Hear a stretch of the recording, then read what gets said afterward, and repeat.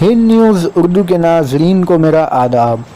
आज हम पहुँचे हैं कोलकाता के पार्क सर्कस इलाके में। यहाँ लगातार हो रहे एहतजाज को देखते हुए इसे दूसरा दिल्ली का शाहीन बाग करार दिया जा रहा है, क्योंकि यहाँ बहुत बड़ी तादाद में स्टूडेंट्स, घरेलू आम ख्वातीन व बूढ़े बुजुर्ग और बच्चे भी इस एहतजाज में शामिल हैं। NRC और CAA जैसे काला कानून के खिलाफ ज़ात पात मज़हब से अलग हटकर मुसलसल एहतजाज कर रहे हैं, जिसका मकसद मुल्की दस्तूर, सलामती और इत्तेहाद को बचाया जा सके। आइए मिलते हैं, उनसे बातें करते हैं।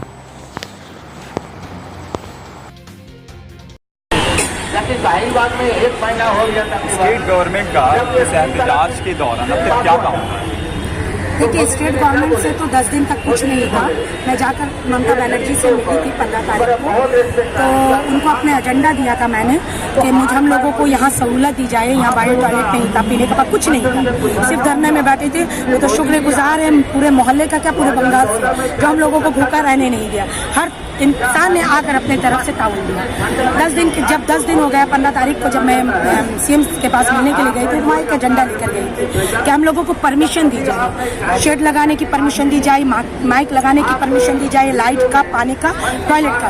तो उन्होंने बायो टॉयलेट भेजा, पानी का, पीने का पानी भेजा, शेड के बारे में बोला था सरकार ने। तो हम आवाम ने सिर्फ उनका 2 चीज़ को कबूल किया, बायो टॉयलेट और एक पीने का पानी कारपोरेशन की तरफ से। बाकी शेड का, माइक का और लाइट का वो सब आवाम ने मिलकर इंतजाम किया है। अच्छा, CAA और NRC को लेकर ममता बनर्जी ने एहतजाज किया, मगर अभी तक पंजाब और केरला जिस तरह बिल आई है असेंबली में, उन्होंने नहीं लाई। ऐसे क्या? ये बात के लिए देखिए रीजन क्या है, मैं तो एक पॉलिटिक्स नहीं जानती, मैं सियासत से बहुत दूर रहती हूँ। मैं हाउस वाइफ हूँ, मुझे मालूम नहीं क्यों नहीं डाला, लेकिन उन्हें डालनी चाहिए। हम बंगाल वालों की ये मांग है कि CM को हम लोगों की फीलिंग्स समझनी चाहिए। जब वो हम लोगों के लिए लड़ाई कर रही हैं, तो जो देश में हुआ वो करनी चाहिए उन्हें। केरला और कहाँ पंजाब जो हुआ है, उनको भी इस तरह का कानून बनानी चाहिए। रिसोल्यूशन ना जो डाला था, तो वो डालनी चाहिए बंगाल के लिए भी, ताकि हर जगह से, सिर्फ बंगाल नहीं, हर देश से, हर स्टेट से इस तरह का बने, ताकि मोदी का होश ठिकाने में आ जाए और वो अपनी सल्तनत से नीचे उतरे। स्टेट गवर्नमेंट का इस एहतजाज के दौरान अब तक क्या काम हुआ? बहुत ही गलत रहा है। ये सिर्फ मुसलमानों के लिए नहीं है, ये पूरे देश, हमारे डेमोक्रेसी के लिए खतरा है। हम हिंदुस्तानी हैं, हमारे बाप दादा परदादा यहाँ पैदा हुए हैं, हमने देश के लिए कुर्बानी दिया है, और आज हमसे डॉक्यूमेंट मांगा जा रहा है। ये गलत है। अमित शाह कलकत्ता आए थे और उन्होंने कहा था कि बुद्धिस्ट को, हिंदू को, सबको दिया जाएगा, मुसलमानों का नाम नहीं लिया। मैं आपसे पूछना चाहता हूँ, क्या मुसलमान इस देश का नागरिक नहीं है? क्या हम इस देश में पैदा नहीं हुए हैं? हमारा बाप दादा यहाँ पैदा नहीं हुआ है? इस देश की मिट्टी में हमारे बाप दादाओं का कुर्बानी नहीं है? मैं मोदी जी से पूछना चाहता हूँ कि मोदी जी के खानदान में किसने कुर्बानी दिया इस देश में? किसने खून बहाया है? गांधी परिवार ने बहाया है।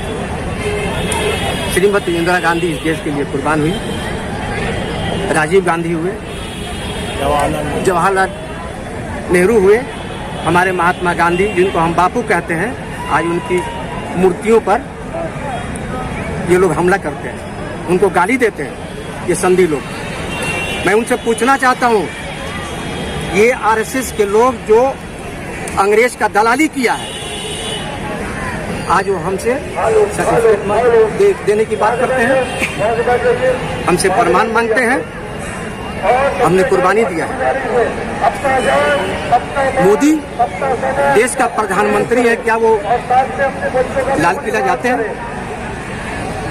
दिल्ली के क्या नाम है, इंडिया गेट पर वो गए हैं, वहाँ सारे शहीदों का नाम लिखा हुआ है। जा करके वो देख ले कि कितने मुसलमानों ने कुर्बानी दिया है, उनका नाम वहाँ पर लिखा हुआ है। हमारा थर्ड क्वेश्चन ये है कि क्या CAA और NRC को लेकर ममता बनर्जी एहतजाज कर रही हैं, इसके खिलाफ आवाज़ उठा रही हैं, मगर अब तक असेंबली में पंजाब और केरला रियासत की तरह वो बिल क्यों नहीं है? हाँ, दीदी को लाना चाहिए। अभी पंजाब में अभी 2-3 दिन पहले क्या नाम है NRC CAA के खिलाफ में जो है अभी विधानसभा में बिल पास हुआ है। और इसी तरह से तमाम सेकुलर स्टेट जो है जहाँ भी, उन लोगों को भी ये बिल लाना चाहिए और इस बिल के खिलाफ में बिल पास करना चाहिए, तो मोदी जी का नहीं चलेगा। आ जाएगा, यहाँ भी बहुत जल्दी। और बंगाल में भी आना चाहिए। हम लोग दीदी से अपील करते हैं, बहुत जल्दी आएगा। नहीं, इलेक्शन में नहीं होता, इलेक्शन का पहले ही करना नहीं, पड़ेगा। अभी करना होगा। दीदी को चाहिए कि विधानसभा में राइटर्स में वो बैठे और बैठ करके ये बिल को जिस तरह से केरला और पंजाब में हुआ उस तरह से यहाँ भी बिल को पास करना चाहिए। इन अंधेरों का CAA और NRC ममता बनर्जी एहतजाज कर रही हैं। अब तक उन्होंने असेंबली में पंजाब और केरला रियासत की तरफ मैं कोई पॉलिटिकल तो मुझसे भी जरूर आएगा। मैं एक आम इंसान के हिसाब से मुझे लगा ये जो कानून है NRC और CAA ये कॉन्स्टिट्यूशनल है, इंटरनेशनल है, ये हमारे देश की संविधान के खिलाफ है। उसके लिए जगह जगह पे लोग नारे लगा रहे हैं, प्रोटेस्ट कर रहे हैं, इसको प्रोटेस्ट कर रहे हैं, इसके खिलाफ आंदोलन कर रहे हैं। इसमें उसको सॉलिडरिटी दिखाने के लिए मैं यहाँ आया हूँ। Just like any other person, just like any other citizen, you and me, I am not going to give any political, it's not about politics, like what's going on. सब लोग प्रोटेस्ट कर रहे हैं, सब लोग प्रोटेस्ट कर रहे हैं। ममता बनर्जी अपने हिसाब से प्रोटेस्ट कर रहे हैं। बाकी सारे जितने भी पार्टीज है, बाकी सारे जितने भी आम लोग हैं, वो लोग पार्टी इसके बारे में नारे लगा रहे हैं, इसके में आंदोलन कर रहे हैं, सिविल सोसाइटी कर रहे हैं, सेलिब्रिटी लोग कर रहे हैं। मेरे हिसाब से वो ज्यादा इम्पोर्टेंट है। पॉलिटिक्स अपनी जगह पे है, वो लोग करेगा, हो सकता है कुछ आपको साथ देने के लिए, आपको सपोर्ट देने के लिए, कुछ इश्यूज होगा, लेकिन मैं उसके बारे में बात नहीं करना चाहता हूँ। मैं इस प्रोटेस्ट के बारे में, इस कानून के बारे में बात करना चाहता हूँ। दिखा रहे हैं पूरी दुनिया को। देखिए, ये हमारे देश के खिलाफ है, ये हमारे संविधान के खिलाफ है, ये एक डिस्क्रिमिनेटरी लॉ है। आपको इसको जड़ तक जाना पड़ेगा आपको। ये CAA पहले नहीं था, ये CAA पहले नहीं था। पहले क्या था, वो NRC के बारे में बात कर रहे थे। क्या हुआ NRC में जो हुआ, उन्होंने सोचा था NRC होगा असम में तो ज्यादातर मुस्लिम पाया जाएगा, लेकिन जब पता चला जी नहीं, मुस्लिम नहीं है, मुस्लिम तो बहुत कम है, 4 लाख करीब है, 12 lakh out of 19 lakh, 12 lakh is Hindu. तो उसके बारे में तो अभी सब लोग उसके बारे में बात कर रहे हैं। भैया किसे आप लोग खुद हिंदू के बारे में बात करते हो और जाके अल्टीमेटली इतने लोग NRC में पाया गया है, तो अभी ये क्या करें? तो नया कानून लाके इसको बैकडोर से एंट्री करने की कोशिश कर रहा है। हमें कोई प्रॉब्लम नहीं है। और स्टेट गवर्नमेंट का इस एहतजाज के दौरान अब तक क्या ताउन रहा? ये स्टेट गवर्नमेंट का हमको से यही कहना चाहेंगे कि आप स्ट्रीट पे प्रोटेस्ट पे निकल रहे हैं, अच्छी बात है, लेकिन आप देखिए कि केरला की गवर्नमेंट ने जो है सुप्रीम कोर्ट में रेजोल्यूशन पास किया है CAA के अगेंस्ट में। पंजाब गवर्नमेंट भी आगे आ रही है इस बात को लेकर। तो मैं ये ममता बनर्जी से कहना चाहूंगी कि आप ऐसा कोई कदम क्यों नहीं उठा रही हैं, क्योंकि सिर्फ स्ट्रीट पर प्रोटेस्ट करने से नहीं होगा, वो आम जनता कर रही है ऑलरेडी। आप स्टेट गवर्नमेंट के हेड है, उसके मुताबिक आपको कोई बड़ा एक्शन लेना चाहिए, सिर्फ प्रोटेस्ट करने से और स्लोगन देने से नहीं चलेगा। डिस्कशन हो गया, ठीक है।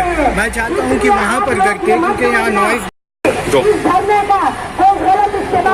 वज़ीर आला ममता बनर्जी हुकूमत जो है, उन्होंने NRC के खिलाफ प्रोटेस्ट तो किया है, मगर जिस तरह आपने कहा कि पंजाब और केरला में असेंबली में बिल पास हो गया है, अब तक वज़ीर आला ने यहाँ बिल क्यों नहीं पास कराया?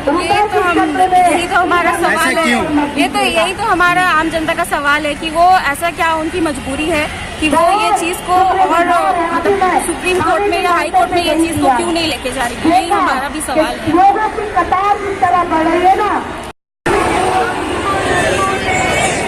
स्टेट गवर्नमेंट का इस एहतजाज के दौरान अब तक क्या ताउन रहा है? देखिए, सबसे ज़रूरी बात यह है कि ये स्टेट गवर्नमेंट का प्रोटेस्ट है, ये प्रोटेस्ट आम जनता की है। आप पूरे मैदान में कैमरा घुरा के देख सकते हैं कौन से पॉलिटिकल पार्टी का झंडा है। यहाँ पे हमारा नेशनल फ्लैग है, हमारे हिंदुस्तान का झंडा है। ये पहचान है हमारी कि हम एक है। यहाँ पे सब मजहब और सभी तरह के लोग अपने विचार रख रहे हैं और सब एकजुट है। देखिए आप चारों तरफ देखिए, यहाँ बात रह बशर और अपनी छत की आ गई है, अपने मुल्क अपने हिंदुस्तान की आ गई है। अब बात सब अवाम एक क्यों हो गए, आप ही सोचिए आखिर क्या वजह है। अब तक जो नहीं हुआ वो अब क्यों हो रहा है, आखिर यही अच्छे दिन है। नरेंद्र मोदी जी ये जो काला कानून निकाले हैं इसके कारण हमारे पूरे हिंदुस्तान के अवाम हम लोग एक साथ होकर एक स्टेट पर एक अपना एक आवाज है, no NRC, no CAA, no NPR. Just हम लोग चाहते हैं जो हम लोग को पहले था भारत, हम लोग वही लौटा दिए मोदी जी। हम लोग को और कुछ नहीं चाहिए, आपका नया कानून हम लोग हमारी मोदी की मांग है कि बस हम लोगों को जो मेरा भारत था हम लोग सब एक साथ थे, दुर्गा पूजा भी एक साथ, ईद भी एक साथ, गणपति भी एक साथ, वही चाहिए हमें।